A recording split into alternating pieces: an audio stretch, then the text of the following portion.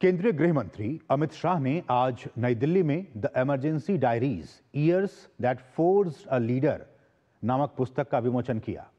ये पुस्तक तत्कालीन युवा आरएसएस प्रचारक प्रधानमंत्री नरेंद्र मोदी की महत्वपूर्ण भूमिका को दर्शाती है।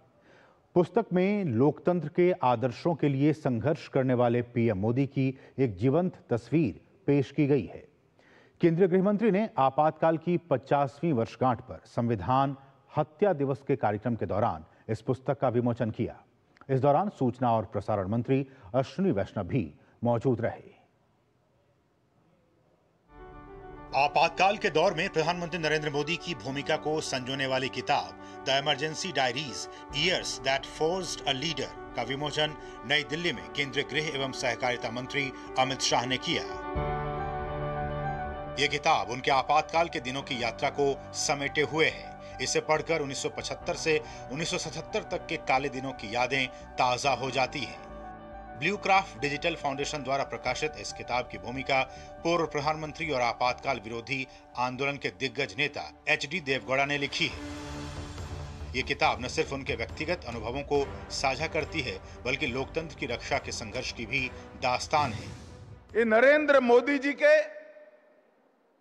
आपातकाल के दौरान एक युवा संघ के प्रचारक के रूप में भूमिगत रहकर 19 माह तक जो आंदोलन जेपी के नेतृत्व में चला, नानाजी देशमुख के नेतृत्व में चला, वो आंदोलन में एक युवा कार्यकर्ता के नाते मोदी जी ने जिस प्रकार से संघर्ष किया, मीसाबंदी जो थे उनके घर में गए, उनकी परिजनों की पूछताछ की, उनके इलाज की व्यवस्था की।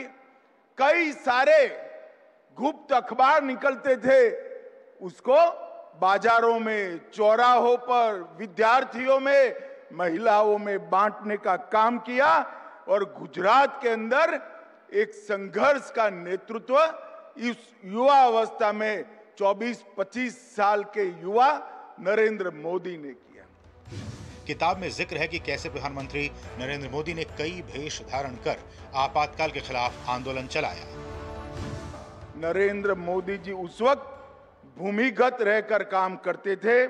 कभी साधु, कभी सरदार जी, कभी हिप्पी, कभी अगरबत्ती बेचने वाला या कभी अखबार डालने वाले फेरिया का काम कर कर ये सारे काम उन्होंने अंजाम किए थे।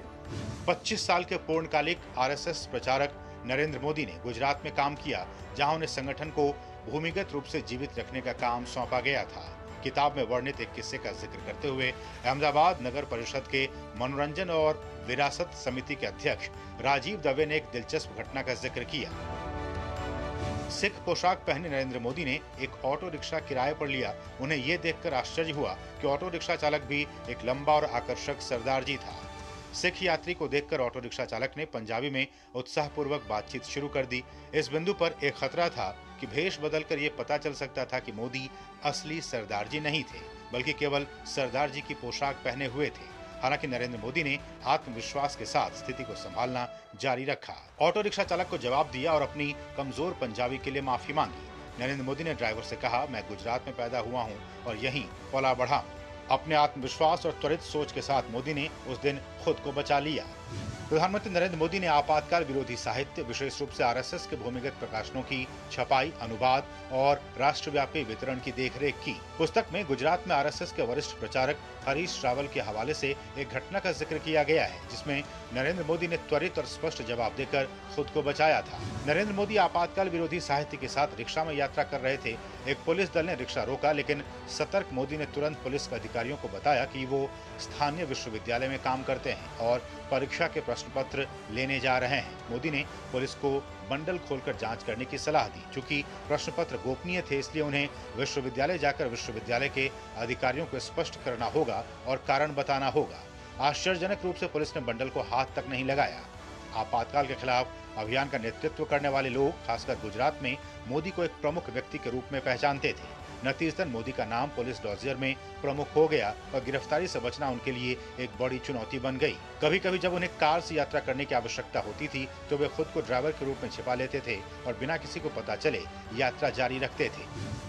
The emergency diaries years that forced a leader किताब आपातकाल और इससे जुड़ी घटनाओं का एक विधिवत वर्णन है। इसमें पीएम मोदी के उस दौर से जुड़े अनेकों किस्से और कहानियां हैं, जिसके कई किस्से उनकी गुप्त बैठकों से भी जुड़े हुए हैं। पुलिस को ऐसी बैठकों का पता न चल सके, इसके लिए वे कक्ष के बाहर जूते चप्पल अव्यवस्थित तरीके से रखने के लिए कहते थे, ताकि अंदर हो रही गतिविधि के बारे में किसी को पता न चल सके। प्रधानमंत्री के जीवन को आपातकाल के अनुभवों ने गहराई से प्रभावित किया। प्रचारक से प्रधानमंत्री तक की उनकी यात्रा सिर्फ राजनीतिक नहीं बल्कि ये संघर्षों से भरी है। आपातकाल उनके जीवन का एक अहम पड़ाव है। उन्हें संविधान के मूल्यों को तार-तार होते देखना पसंद नहीं था और उन्होंने जब देश के बागडोर को अपने हाथों में लिया तो उस दौर की कड़वी यादों को भुलाने का काम नहीं किया।